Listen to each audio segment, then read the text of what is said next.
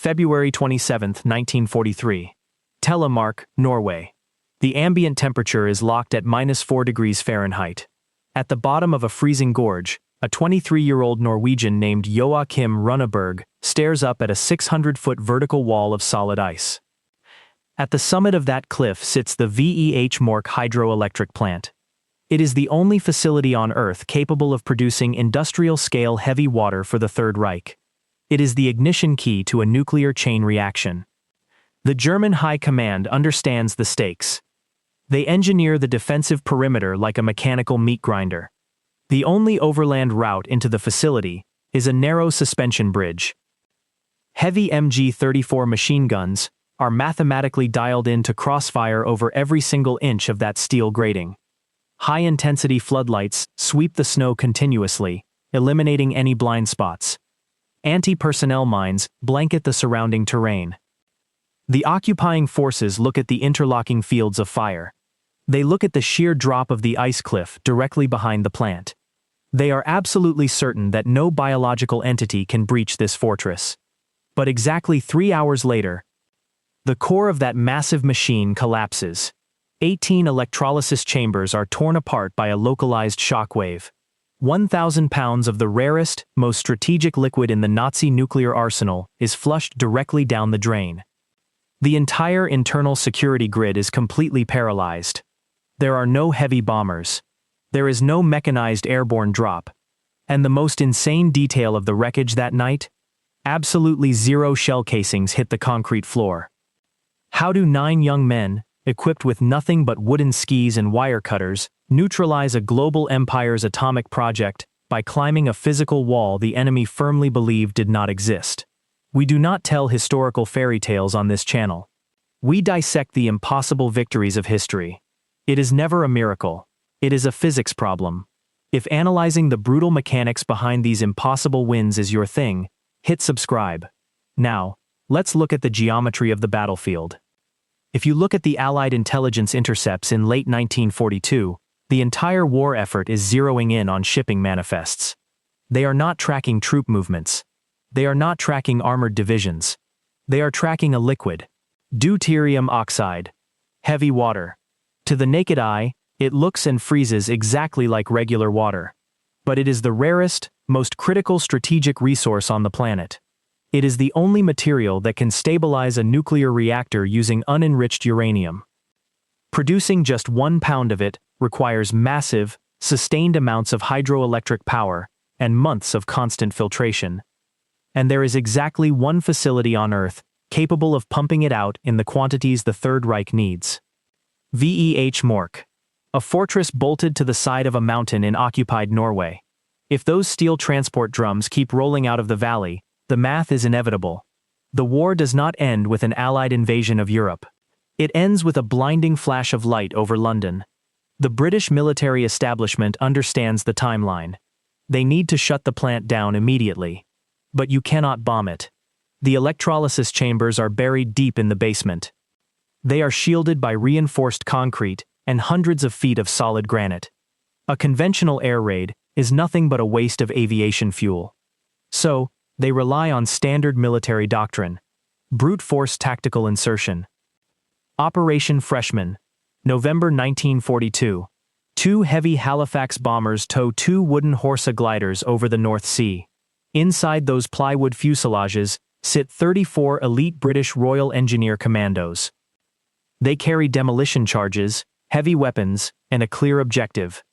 Land on the plateau, march down to the plant, and crush the defenses with superior firepower. But standard military doctrine does not account for the brutal physics of the Norwegian winter. As the aircraft hit the coastline, a massive weather front closes in. Moisture instantly freezes to the airframes. Thick ice accumulates on the 300-foot nylon tow ropes. The weight multiplies rapidly. The aerodynamic drag reaches a critical threshold. Navigation systems fail in a blinding whiteout. Under immense mechanical strain, the frozen cables snap. The gliders lose all forward momentum. They plummet. Plywood and canvas slam into the granite mountainside at high velocity. Dozens of highly trained engineers are killed instantly in the wreckage. But the battlefield is not done with them. The The survivors crawl out of the splintered debris into sub-zero temperatures. They do not get a firefight. They are immediately surrounded by the Gestapo. Hitler has already issued the commando order. No prisoners of war. Every surviving British engineer is stripped of his winter gear. They are brutally interrogated. They are marched out into the snow and systematically executed by firing squads. It is a catastrophic failure. 34 men erased from the board in a matter of hours. The heavy water continues to drip into the vats, ounce by ounce. Now, it is February 1943. The clock is running out. The conventional playbook is completely empty. You cannot send a mechanized army across the North Sea. The Allied command resorts to the absolute bottom of the barrel. They select 9 young Norwegian expatriates. These are not British regulars following orders from an office in London. They are fighting a grudge. The Third Reich occupies their homes. The Gestapo patrols their streets. They are not intimidated by the lethal -4 degrees Fahrenheit of the Hardangervidda wilderness. They are going to weaponize their own backyard to dismantle the Nazi machine. They are dropped directly into the high-altitude plateau. This is a desolate plateau stretching for thousands of square miles above the tree line. The ambient temperature hovers at a lethal -4 degrees Fahrenheit. Gale-force winds threaten to freeze exposed skin in less than 3 minutes. They carry submachine guns, a pair of heavy-duty wire cutters, and exactly 9 pounds of plastic explosives. They are operating entirely on wooden skis. No artillery support, no mechanized extraction plan, no radio lifeline to call for a rescue. They are tasked with infiltrating a facility surrounded by a 3,000-man German garrison scattered across the sector. By every standard metric, these 9 skiers are dead before their boots even hit the snow. Put yourself in the heavy winter boots of the German garrison commander. You stand at the edge of the Vemork Gorge. You look at the Vemork facility, and you do not see a vulnerability. You see a masterpiece of natural and mechanical defense. The plant sits on a rocky shelf. It is completely isolated from the surrounding terrain. To get inside, an attacking force has to cross a single, heavily guarded bottleneck. It is a 250-foot ribbon of steel, stretching across the Maw River Gorge. It is the only access road capable of supporting vehicles or a coordinated infantry assault. The German engineers understand choke points perfectly. They do not just guard this bridge. They turn it into a zero-survival kill zone. Heavy MG-34 machine guns are bolted into fortified emplacements at the bridgehead. These weapons fire at a cyclic rate of 900 rounds per minute. The gunners have mathematically dialed in their distance, establishing interlocking fields of fire that cross over every single inch of the steel grating. There is no dead space. There is no cover. Any conventional assault pushing across that 250-foot gap would be vaporized by a sheet of lead before reaching the halfway mark.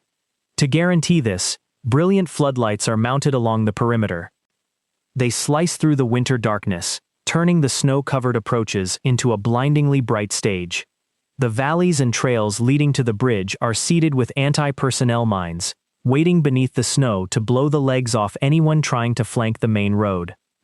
Inside the compound, sentries patrol the walkways. The German garrison sleeps in heated barracks, fully supplied, completely secure. They possess overwhelming hardware capability. But that hardware creates a dangerous byproduct: arrogance. When a military force builds a wall they believe is impregnable, they stop looking over it. And this is where the German command makes a fatal miscalculation. Directly behind the Vemork plant, dropping straight down to the frozen riverbed, is a 600-foot vertical cliff. It is not a gentle slope. It is a sheer wall of jagged granite, glazed in thick, treacherous ice from the freezing mist of the gorge. The German commander stands at the edge of the perimeter. He wears a thick wool coat. He drinks a cup of hot coffee in the freezing wind. He feels the warmth in his hands, completely detached from the lethal cold just a few hundred feet below. He looks down into that 600-foot black void. He applies standard European military logic. No mechanized unit can scale it. No infantry battalion can climb it in pitch darkness while carrying explosives. The ambient temperature is well below zero. The human body simply cannot sustain the caloric burn and grip strength required to pull itself up 600 feet of solid ice. It is a physical impossibility. So, the commander makes a decision that makes perfect sense on paper. He places 0 guards along the cliff edge. No machine guns are pointed down into the gorge. No floodlights sweep the vertical rock face. He trusts gravity and the sheer drop to do his fighting for him. He believes the terrain is his ultimate defense. But he forgets one crucial detail. He is not fighting British regulars trained on manicured parade grounds. He is fighting 9 men who were born in these mountains. Men who have hunted on these ice walls. Men who know that the most dangerous thing you can do to an enemy is let him believe you are trapped. The German garrison locks the front door with steel and machine guns, leaving the back door wide open to the abyss. Late evening. February 27, 1943. The 9 Norwegian commandos stand at the edge of a snow-covered ridge, looking down into the blackness of the Vemork gorge. Directly across the abyss, the Vemork plant hums with mechanical energy. The suspension bridge is bathed in the harsh glare of floodlights. The MG-34 machine gunners are awake, gripping their weapons, scanning the overland approaches. The trap is set. But the commandos do not move toward the bridge. They turn their backs to the only logical route and begin their descent into the bottom of the gorge. The environment attacks them immediately. The ambient temperature drops as they sink lower into the valley. The wind funnels through the narrow rock walls, accelerating, stripping away body heat through layers of wool and canvas. They reach the floor of the gorge. Before them lies the Mawna River. It is not a solid sheet of ice. Half-frozen slush and jagged ice floes choke the black water. Freezing water splashes against their canvas boots. Within 3 minutes, the wet wool socks freeze solid. They turn into stiff blocks of ice rubbing against bare skin. If they stop moving, frostbite will claim their toes in less than 20 minutes. They step onto the fragile ice bridge. They do not walk. They glide, distributing their body weight across the cracking surface, inch by agonizing inch. The ice groans under the added weight of their weapons, and the 9 pounds of plastic explosives strapped to their chests. They reach the far bank, and they are now standing at the absolute lowest point of the battlefield. Directly above them is the 600-foot blind spot, a sheer, vertical wall of granite and ice. It is the equivalent of a 60-story skyscraper built out of frozen daggers. Gravity is the ultimate sentry. They do not use standard mountaineering equipment. Driving steel pitons into the rock face would generate acoustic anomalies. The metallic clinking would echo up the sheer walls, alerting the sentries patrolling the perimeter above. They have to free climb, in pitch darkness. Using only their hands, the traction of their boots, and the desperate limit of human muscle endurance. Joachim Runneberg leads the ascent. He reaches up into the blackness, searching for a fracture in the ice, a minor ledge of exposed granite. His fingers clamp down on a jagged edge.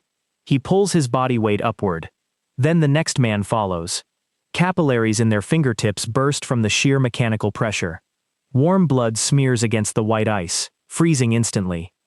Lactic acid floods their forearms. Their chests heave, pulling thin, freezing air into burning lungs. The wind constantly threatens to peel them off the rock face and drop them into the river below. They cannot see the top. They can only see the sweeping beams of the German floodlights slicing through the mist high above their heads, creating a false ceiling of illumination. Every time a chunk of ice breaks loose beneath a boot, the entire team freezes. They hold their breath, waiting for a shout from the sentries, waiting for the chatter of a machine gun. But the guns remain silent. The German commander's arrogance holds firm. He is looking at the bridge. He is not looking down. After hours of agonizing vertical combat against gravity, Runneberg's hand reaches over the lip of the gorge. He pulls himself over the edge. One by one, 8 more shadows roll over the snow-covered ridge. They lie flat against the frozen earth, chests heaving, their heart rates redlining. They are inside the perimeter. They have completely bypassed the 250-foot bottleneck, the interlocking fields of fire, and the minefields. The 600-foot physical impossibility has been breached. Now, They switch to the architectural bypass. They do not wander the compound looking for a way in. They are not guessing. Before they deployed, the Norwegian resistance smuggled out the original architectural blueprints of the Vemork facility. The 9 men have memorized every hallway, every steel door, and every ventilation shaft. They possess a geometric map to the plant's throat. They creep along a railway line that leads directly into the main compound. The massive steel doors of the plant are locked from the inside. Heavily armed guards patrol the exterior walkways just yards away. Attempting to pick the lock or blast the doors would trigger an immediate system-wide alarm. Runneberg bypasses the main entrance entirely. He moves to the side of the concrete structure and locates a small, dark hole in the exterior wall. It is a cable tunnel, a narrow, claustrophobic maintenance shaft designed solely to run electrical wiring into the basement. It is barely wide enough to fit a human body. It is blocked by a heavy steel grate. Runneberg pulls out the heavy-duty wire cutters. He positions the steel jaws around the thick metal links. He applies maximum mechanical leverage. The steel snaps. A sharp, metallic crack cuts through the hum of the generators. He waits. No alarms. No shouting. He cuts another link. Then another. The grate is pulled away. Runneberg crawls into the shaft, dragging his submachine gun and the explosives behind him. The concrete scrapes against his shoulders. The tunnel angles downward, leading directly into the heart of the facility. The biting wind of the Norwegian winter fades, replaced by the warm, stagnant air of the industrial basement. The mechanical vibration of the electrolysis chambers hums through the concrete floor, directly into his bones. He is no longer fighting the elements. He is inside the machine. And the machine is completely blind to his presence. The cable tunnel ends at a ventilation grate. Joachim Runneberg pushes the metal frame aside and drops onto the concrete floor. He is standing inside the high-concentration target area. The electrolysis room. The air is thick with the smell of ozone and the deep, vibrating hum of high-voltage generators. Directly in front of him are 18 heavy steel cylinders arrayed in perfect mathematical geometry. This is the mechanical heart of the Nazi nuclear program. Every drop of heavy water produced in the facility flows into these specific tanks. The room is not empty. A lone Norwegian night watchman sits at a desk, logging gauge pressures. He turns, expecting to see a German engineer. Instead, he sees a man in a camouflage snowsuit, pointing a submachine gun directly at his chest. There is a fraction of a second where the entire operation rests on a single human reflex. If the watchman panics, if he shouts, the acoustic signature will reach the German sentries in the adjacent corridor. But Runneberg does not fire. He maintains absolute noise discipline. A silent exchange occurs. The civilian slowly raises his hands, realizing the men standing before him are not the enemy. The lone watchman is neutralized without a single trigger pull. Runneberg moves to the cylinders. He unzips his pack and pulls out the 9 pounds of plastic explosives. He does not just throw the charges on the floor and hope for the best. Tactical demolition is a strict science. It requires calculating the path of least resistance. He molds the explosive putty directly against the base of the 18 steel cylinders.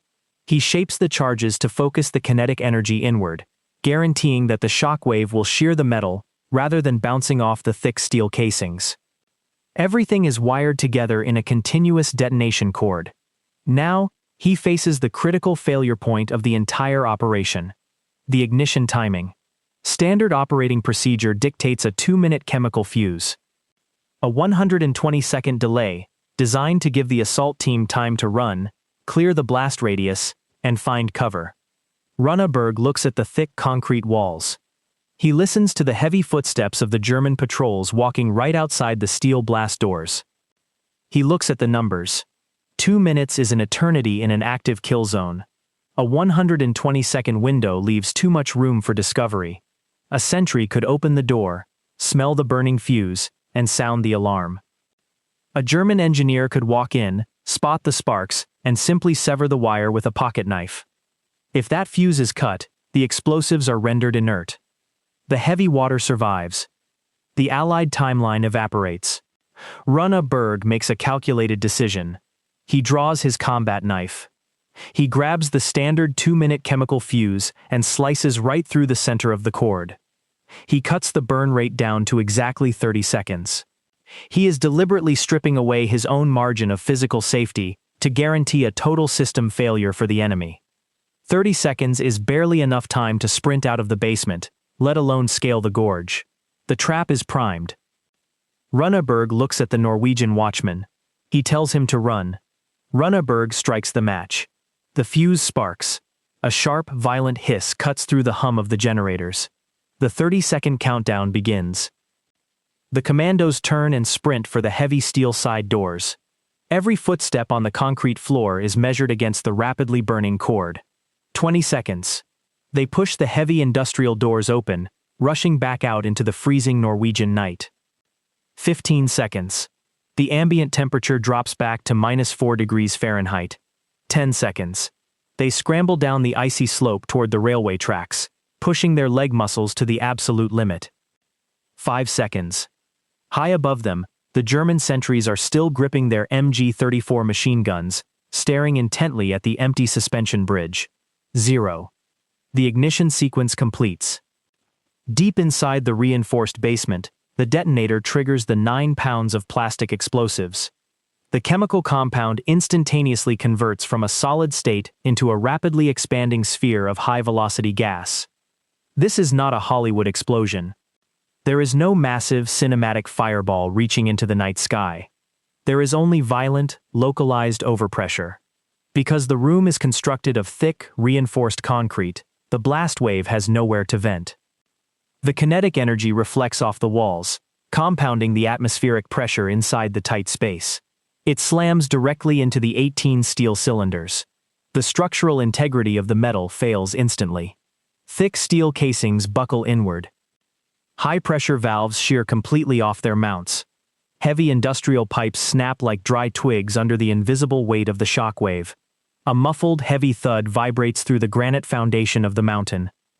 Inside the ruined room, the real damage is completely silent. 1,000 pounds of deuterium oxide pours out of the shattered tanks.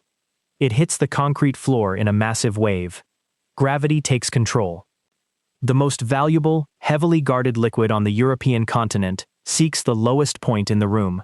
It flows rapidly into the industrial floor drains.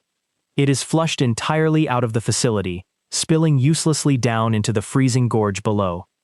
Months of painstaking atomic filtration, millions of marks in industrial funding, the entire Nazi timeline for a nuclear weapon, vaporized in a fraction of a second. The shockwave finally trips the external alarms. Klaxons begin screaming across the Vemork perimeter. The illusion of safety shatters. The German garrison mobilizes in absolute panic. Hundreds of heavily armed troops pour out of the heated barracks, chambering rounds into their rifles.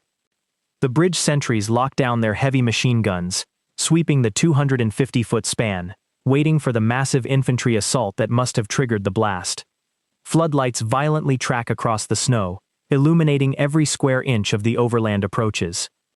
Officers scream orders. Dogs are released into the compound. The entire 3,000-man military machine springs into defensive action. But there is nothing to shoot at. The interlocking fields of fire are completely empty. The minefields remain untouched. The commandos have already melted back into the shadows of the 600-foot gorge, leaving no trace behind except a severed padlock and a destroyed room. The greatest defensive system in occupied Europe is completely paralyzed by a phantom force. And the most humiliating detail of the entire aftermath? The German troops scour the compound, their fingers hovering over the triggers, desperately looking for an enemy to engage. But absolutely zero shell casings hit the concrete floor that night. The sun rises over the Telemark Gorge on February 28th. The German engineers finally step down into the basement of the Vemork plant. They do not find a massive bomb crater. They do not find a pile of bodies. They find exactly 18 ruined steel cylinders, a cut padlock, and an empty concrete floor. Not a single German soldier is dead. Not a single drop of blood is spilled from either side. But the true devastation of this strike is not measured in casualties. It is measured in time. Hitler's atomic bomb program just lost 1,000 pounds of heavy water. They lost months of constant, irreplaceable hydroelectric filtration.